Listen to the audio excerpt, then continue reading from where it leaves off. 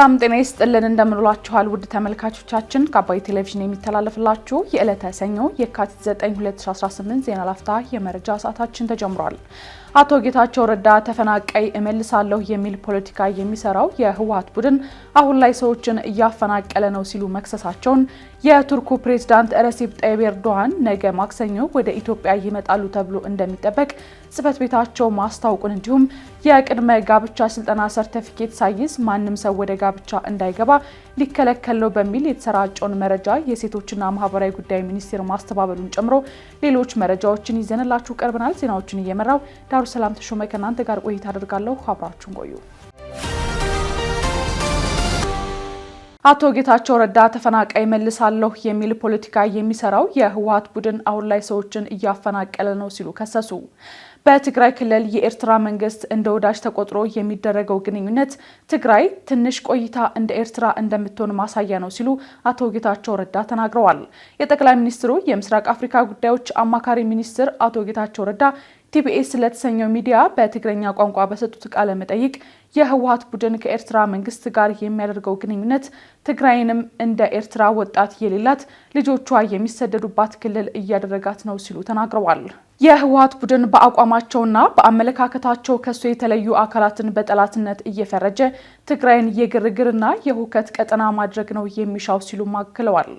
ተፈናቃይ እንመልሳለን እያሉ ያሉት እነዚህ የህወሓት ቡድን አባላት በደቡብና በደቡብ ምስራቅ ትግራይ አካባቢዎች ሰዎችን እያፈናቀሉ ነው ሲሉም ገልጸዋል። ጌታቸው አያይዘውም ይህ ቡድን በራያ አላማጣ ህዝብን ሰብስቦ ምህረት አድርገንላችኋል ማለቱን አንስተው ለሰራው ይቅርታ ሊያደርግ የሚገባው ህዝብ ሆኖ ሳለ ቡድኑ ህዝቡን ይቅርታ አድርጌላችኋለሁ ማለቱ ያስገርማልም ሲሉ ገልጸዋል። አማካሪ ሚኒስትሩ አክለውም በጠለምት ጦርነቱን እንደጀመሩት በጧቱ ወደ ታደሰ ወረደ ደውለው ምን እየሆነ እንደሆነና እርሳቸውም በዚህ ውስጥ እንዳሉበት ጠይቀው እንደነበርም ጠቁመዋል። ሆኖም የህወሓት ቡድን ሰዎች እናሸንፋለን የሚል እምነት እንዳላቸው እንደነገሯቸውና አቶ ጌታቸውም ጦርነቱ እንዲቆም እንስራ የሚል ጥያቄ አቅርበው እንደነበርም ተናግረዋል። ሆኖም ሌተናል ጀነራል ታደሰ ወረደ በውሳኔው ያልተሳተፉ ቢያስመስሉም ሁኔታውን ያውቁ እንደነበር እርግጠኛ ነው ብለዋል አቶ ጌታቸው ረዳ። ሆኖም ከቀናት በኋላ ለጠቅላይ ሚኒስትር ዶክተር አብይ አህመድ ደውለው እኔ በውሳኔው ላይ የለሁበትም እንዳሉና ጠቅላይ ሚኒስትሩም ይህን በሚዲያ እንዲናገሩ እንደገለጹላቸውም አንስተዋል። ከዚያ በኋላም በትግራይ ቴሌቪዥን ቀርበው መከላከያ የሚተኩስብን አልመሰለንም ነበር፣ ትኩረት ያጡት ጥያቄዎቻችን ትኩረት እንዲያገኙ ብለን ነበር የተንቀሳቀስ ነው የሚል ምላሽ ሌተናል ጀነራል ታደሰ ወረደ መስጠታቸውን አቶ ጌታቸው ረዳ አስታውሰዋል። የቱርኩ ፕሬዝዳንት ረሲፕ ጣይብ ኤርዶሃን ነገ ማክሰኞ ወደ ኢትዮጵያ ይመጣሉ ተብሎ እንደሚጠበቅ ጽፈት ቤታቸው አስታወቀ።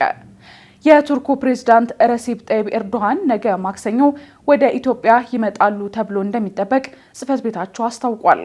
ጽፈት ቤታቸው ዛሬ ሰኞ የካቲት 9 ቀን 2018 ዓ.ም ወደ ተባበሩት አረብ ኤምሬትስ ያቀናሉ ቢባልም እንዳልሄዱም ተጠቁሟል። በአፍሪካ ቀንድ አካባቢ እየተጠናከረ የመጣው ውጥረት በከፍተኛ ሁኔታ የምዕራባውያንና የመካከለኛው ምስራቅ ሀገራት ትኩረትን በሳበበት በአሁኑ ወቅት የቱርኩ ፕሬዝዳንት ወደ ኢትዮጵያ ይመጣሉ ተብሎም ይጠበቃል። ፕሬዝዳንት ኤርዶሃን የቱርክ የቅርብ ወዳጅ ነች እየተባለች በሚነገርላት ኢትዮጵያ ያደርጉታል ተብሎ በሚጠበቀው ጉብኝት በጋራ ጉዳዮች በቀጠናዊና ዓለም አቀፋዊ ጉዳዮች ላይ ከመነጋገር ባሻገር የተለያዩ የስምምነት ሰነዶችን እንደሚፈረሙም ተገልጿል። የውይይቱ አጀንዳ በይፋ ባይጠቀስም ሁለቱም ሀገራት በሚመለከታቸው የአፍሪካ ቀንድ ዋነኛ ጉዳይ በሆነው በሱዳን የእርስ በርስ ጦርነት እንዲሁም ሶማሊያን በሚመለከቱ ጉዳዮች ላይ ንግግር እንደሚኖርም ይጠበቃል። በተለያዩ ቀጠናዎች የሚገኙ ባላንጣ ሀገራትን ወደ አንድ ለማምጣት የተለያዩ ጥረቶችን ስታደርግ የከረመችው ቱርክ ከቅርብ ዓመታት ወዲህ ኢትዮጵያና ሶማሊያን፣ ዩክሬንና ሩሲያን እንዲሁም ታሊባንና ፓኪስታንን በማሸማገል ረገድ ትልቅ ሚና በመወጣት በዓለም አቀፍ መድረክ ያላትን የአሸማጋይነት ሚና ለማሳደግ የምታደርገውን ሙከራ ጨምራለችም ተብሏል። በተያያዘ ዜና ቱርክ ትላንት እሁድ ዕለት ጥልቅ ነዳጅ ቆፋሪ የሆነውን መርከቧን ለመጀመሪያ ተልዕኮ ወደ ሶማሊያ መላኳን አስታውቃለች። ቱርክና ሶማሊያ እንደ አውሮፓውያን አቆጣጠር በ2014 በባህርና በባህር ዳርቻ ላይ የነዳጅና ጋዝ ፍለጋ ለማከናወን መስማማታቸው የሚታወስ ሲሆን መርከቡ ከ45 ቀናት ጉዞ በኋላ ሞቃዲሾ ደርሶ ቁፋሮውን እንደሚጀምርም ተነግሯል። አሁን የተላከውን መርከብ ጨምሮ ነዳጅ የሚቆፍሩ የቱርክ መርከቦች ቁጥር 6 መድረሱን ሚኒስትሩ መናገራቸውን የቱርክ የዜና ወኪል አናዶሉ ዘግቧል። የቅድመ ጋብቻ ስልጠና ሰርቲፊኬት ሳይዝ ማንም ሰው ወደ ጋብቻ እንዳይገባ ሊከለከል ነው በሚል የተሰራጨውን መረጃ የሴቶችና ማህበራዊ ጉዳይ ሚኒስቴር አስተባበለ። የሴቶችና ማህበራዊ ጉዳይ ሚኒስቴር ከጊዜ ወደ ጊዜ እየጨመረ የመጣውን የፍቺ ቁጥር ለመቀነስ የቅድመ ጋብቻ ስልጠና ሰርቲፊኬት ሳይዝ ማንም ሰው ወደ ጋብቻ እንዳይገባ የሚደረግ አሰራር ሊጀመር ነው በሚል በተለያዩ የማህበራዊ ሚዲያዎች እየተሰራጨ የሚገኘውን ዘገባ የተሳሳተ መሆኑን አክሏል። የሴቶችና ማህበራዊ ጉዳይ ሚኒስቴር ከጊዜ ወደ ጊዜ እየጨመረ የመጣውን የፍቺ ቁጥር ለመቀነስ የቅድመ ጋብቻ ስልጠና ሰርቲፊኬት ሳይዝ ማንም ሰው ወደ ጋብቻ እንዳይገባ የሚያደርግ አሰራር ሊጀምር ነው በሚል በተለያዩ የማህበራዊ ሚዲያዎች እየተሰራጨ ያለው ዘገባ የተሳሳተ መሆኑን አስታውቋል። ሚኒስቴሩ ጥንዶች ስለሚጀምሩት አዲስ የህይወት ምዕራፍ በቂ እውቀት እንዲኖራቸውና ጠንካራ ቤተሰብ መመስረት እንዲችሉ ለማድረግ የቅድመ ጋብቻ የግንዛቤ ማስጨበጫ ስልጠና መስጠት አስፈላጊ መሆኑን በውል እንዲገነዘብ አስታውቆ ይህም በተለያዩ ሀገራት እንደ አንድ መፍትሄ ተደርጎ እየተሰራበት እንደሚገኝም ገልጿል። ይሁን እንጂ ሚኒስቴሩ ይህን ከሚቀጥለው ዓመት ጀምሮ አስገዳጅ ለማድረግ ያለመ የአሰራር ማዕቀፍ እያዘጋጀ ነው የሚለው ፍጹም የተሳሳተ መረጃ መሆኑን በመግለጽ ሊታረም ይገባዋልም ብሏል። ጥንዶች ስልጠና መውሰድ የሚችሉበትን ምቹ ሁኔታ ለመፍጠርም ሚኒስቴሩ ከባለድርሻ አካላት ጋር በመተባበር የጀመረውን ጥረት አጠናክሮ እንደሚቀጥልም አስታውቋል። ከስልጠናው በተጨማሪም ትዳር እንዳይናጋና ቤተሰብም እንዳይበተን ቤተሰብ ተኮር የምክር አገልግሎቶችን ለማስፋፋትና ለማጠናከርም በትኩረት እየተሰራ መሆኑን የገለጸው። ስለሆነም ተቋሙ ፍቺን ለመቀነስ ሆነ ቤተሰብን ለማጽናትና የሚጠበቅበትን ሚና በአግባቡ እንዲጫወት ለማስቻል ጥንዶችን ጨምሮ ባለድርሻ አካላት በቅንጅት እንዲሰሩ የሴቶችና ማህበራዊ ጉዳይ ሚኒስቴር መስሪያ ቤት ጥሪውን አቅርቧል።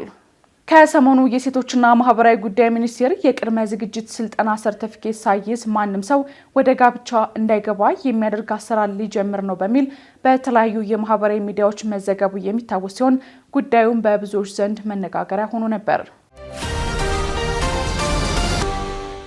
የአንድ የምክር ቤቱን አባል ያለመከሰስ መብት ያነሳው የጨፌ ኦሮሚያ ጉባኤ ትላንት ተጠናቀቀ።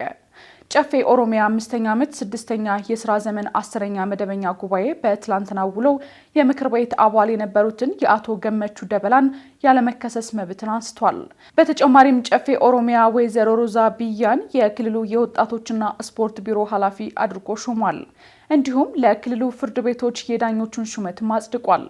የኦሮሚያ ክልል ምክትል ርዕሰ መስተዳድር አቶ አወሉ አብዲ በጨፌው ስብሰባ ባደረጉት ንግግር ሙስናን መታገል እንደሚገባም አንስተዋል። አቶ አወሉ አብዲ አክለውም ሌባን ሌባ ብለን መጥራት ካልቻልንና በስማ በለው የምናልፈው ከሆነ ችግሩን መፍታት አንችልም ብለዋል። በየደረጃው ያለው አመራር ራሱን ሊፈትሽ እንደሚገባም አሳስበው ሙስናን በዘመድ አዝማድ ወይም በጎጥ መከላከል እንደማይቻልና ማንኛውም ሌባ ባለበት የስልጣን እርከን ላይ ቢገኝ በግልጽ አውጥተን በቁርጠኝነት ልንታገለው ይገባል ሲሉም አጽንኦት ሰጥተዋል። በየደረጃው ያለው አመራር ራሱን መፈተሽ አለበት ያሉት አቶ አወሉ አብዲ ሕዝብን እያማረረ ያለውን የሙስናና የዘረፋ ተግባር በቁርጠኝነት መታገል ይኖርብናል በሚልም ተናግረዋል። አያይዘውም እኛ እዚህ ቁጭ ብለን የምንናገረውና መሬት ላይ ያለው እውነታ መጣጣም አለበት። ሌባን ደብቀን ወይም በዘመድ አዝማድና በጎጥ ተለክተን ሙስናን መዋጋት አንችልም ሲሉም ተደምጠዋል። ስለዚህ ሌባው የትም ይሁን የት በማንኛውም የስልጣን እርከን ላይ ይገኝ ሌባ ነው ብለን በግልጽ አውጥተን ልንታገለው ይገባልም ብለዋል። የጨፌ ኦሮሚያ ስብሰባ የተለያዩ ውሳኔዎችን በማሳለፍ በትላንትናው ዕለትም ተጠናቋል። እስራኤል በጋዛ ላይ በፈጸመችው የአየር ጥቃት 11 ሰዎች መገደላቸው ተገለጸ። እስራኤል በጋዛ ላይ እሁድ ማለዳ በፈጸመችው የአየር ጥቃት ቢያንስ 11 ሰዎች መገደላቸውን የፍልስጤም የሲቪል መከላከያና የጤና ባለሙያዎች አስታውቀዋል። ጥቃቱ የተፈጸመው ሁለተኛውን የተኩስ አቁም ምዕራፍ ለመጀመር ዝግጅት እየተደረገ ባለበት ወቅት መሆኑ ሁኔታውን አሳሳቢ አድርጎታልም ተብሏል። የፍልስጤም ቀይ ጨረቃ በሰሜናዊ ጋዛ በድንኳን ላይ በተሰበሰቡ ሰዎች ላይ በደረሰ ጥቃት 6 ሰዎች የተገደሉ ሲሆን በደቡባዊ ጋዛ በሌላ ጥቃት 5 ሰዎች መገደላቸውም ተገልጿል። በተጨማሪም በአልሽፋ ሆስፒታል አካባቢ በነበረ የተኩስ ልውውጥ 1 ሰው መገደሉም ተነግሯል። በሐማስ የሚመራው የጋዛ ጤና ሚኒስቴር የተኩስ አቁም ስምምነቱ ከተፈረመ ወዲህ ቢያንስ 600 ሰዎች ተገድለዋልም ብሏል። በየካቲት ወር እስራኤል በጋዛ ባደረሰቻቸው የአየር ጥቃቶች ቢያንስ 32 ሰዎች መገደላቸውን የአካባቢው ባለስልጣናትም ተናግረዋል። የእስራኤል መከላከያ ኃይል በበኩሉ የተኩስ አቁም ስምምነቱን የጣሱ የሽብር ኢላማዎችን ማጥቃቱንና በዋሻ ውስጥ ተደብቀው ወደ እስራኤል ቁጥጥር ስር ባሉ አካባቢዎች የዘለቁ ታጣቂዎችን መግደሉንም አስታውቋል።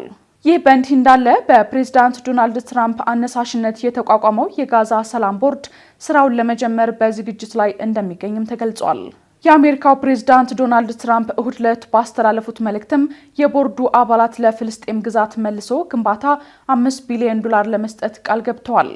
በመንግስታቱ ድርጅት ፍቃድ የጋዛን ድንበር የሚጠብቅና የሐማስን ትጥቅ መፍታት የሚቆጣጠር ዓለም አቀፍ ኃይል ይቋቋማልም ተብሏል። የቦርዱ አባል የሆነችው ኢንዶኔዥያ ስምምነቱን ለማሳለጥ 8000 ወታደሮችን ወደ ጋዛ ለመላክ እንደተስማማችም ተገልጿል።